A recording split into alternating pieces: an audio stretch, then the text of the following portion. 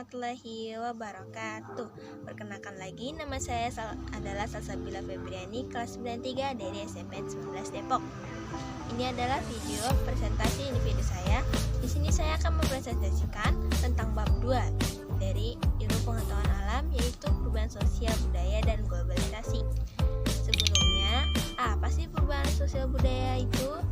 Jadi, perubahan sosial budaya menurut saya adalah perubahan yang terjadi di masyarakat yang mencakup perubahan budaya, nilai, dan tata cara kehidupan. Ini juga mencakup perubahan dalam pola interaksi, hubungan sosial, institusi, dan praktik budaya yang terjadi seiring waktu. Dan foto di samping saya adalah contoh dari perubahan sosial budaya atau PSD. Sumber gambar dari artikel Tirto. Contoh yang pertama yaitu zaman dulu transportasi manusia menggunakan kereta roda bertenaga hewan, kini menggunakan kendaraan mobil dan motor. Kita dapat menyimpulkan bahwa kendaraan bermesin dan menggunakan bahan bakar bensin bisa mempercepat kita sampai tujuan, dan sekarang juga sudah ada yang namanya motor listrik dan mobil listrik demi mengurangi polusi udara. Contoh yang kedua yaitu di masa lalu masyarakat Indonesia agak memakai pakaian tradisional dan baju adat. Kini banyak orang memakai pakaian sesuai dengan tren atau sesuai selera. Dapat kita simpulkan di masa sekarang adalah masa yang sudah adanya gadget atau smartphone, dan tren-tren itu kita dapat dari yang namanya media sosial.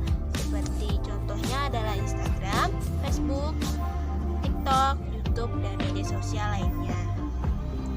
Contoh yang ketiga, itu rumah zaman dahulu sangat sederhana yang terbuat dari anyaman bambu dan atap daun kering. Sekarang rumah-rumah dibangun dan bahan campuran semen dan pasir yang kokoh dengan model beraneka macam. Perubahan yang satu ini demi kenyamanan kita juga untuk tinggal di tempat yang lebih layak dan bisa tahan lama sampai bertahun-tahun lamanya. Contoh yang keempat yaitu zaman dahulu manusia menggunakan surat dan telepon umum. Sekarang memakai smartphone atau telepon genggam. Dengan ini kita bisa simpulkan perkembangan teknologi semakin berkembang juga mempermudah kita dalam komunikasi sekalipun dengan jarak yang jauh. Contoh yang kelima yaitu zaman dahulu anak-anak sering bermain dengan kelereng, layangan. Kini lebih gemar main game online seperti Mobile Legends, PUBG, game konsol, dan PlayStation. Karena pengaruh dari perkembangan teknologi juga berkembang di dalam game, yaitu game sekarang sudah tersedia ada di smartphone dan bisa dimainkan secara online ataupun offline. Jadinya anak zaman sekarang lebih tidak lagi bermain dengan cara tatap muka atau offline dengan teman-temannya yang lain seperti di luar rumah atau di lapangan. Sekarang lebih senang bermain dengan Mobile Legends dan game online lainnya. Sekarang kita lanjut ke materi globalisasi. Jadi di bawah ini adalah gambar yang saya ambil dari kompas.com dan Ruang Guru.